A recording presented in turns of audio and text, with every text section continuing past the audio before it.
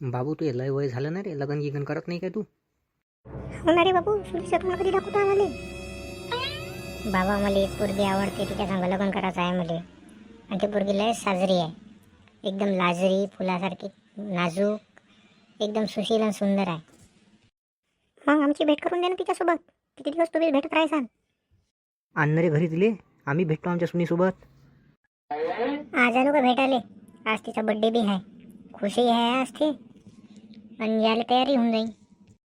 मग बापा तू या म्हणा कर ना, आम्हाला काय त्रास आहे. अन्न मग गेली इकडे, आपण तिचा बड्डे साजरा करू.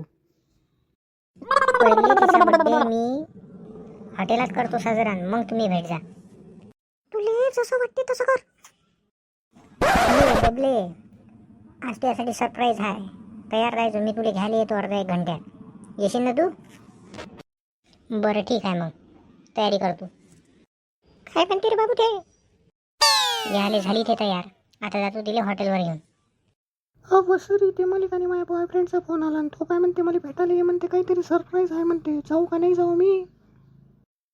अगं तुला तर लग्न करायचं आहे ना, मग जाई ना तिला भेटायला. काय त्रास आहे तुले?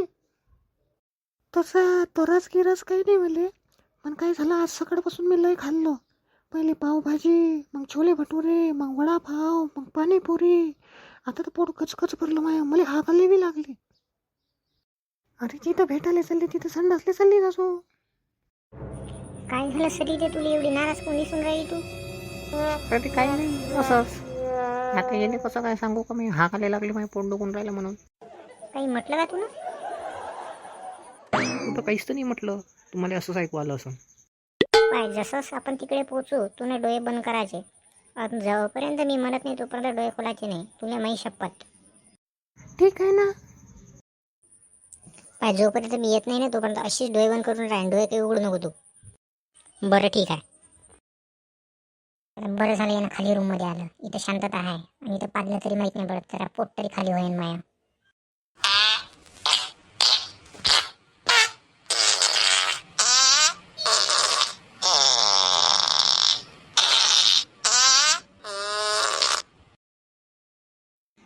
डोळे उघड आता सरी ते. Happy birthday. काय झालं, असे सगळे नाकाने हात लावून दे.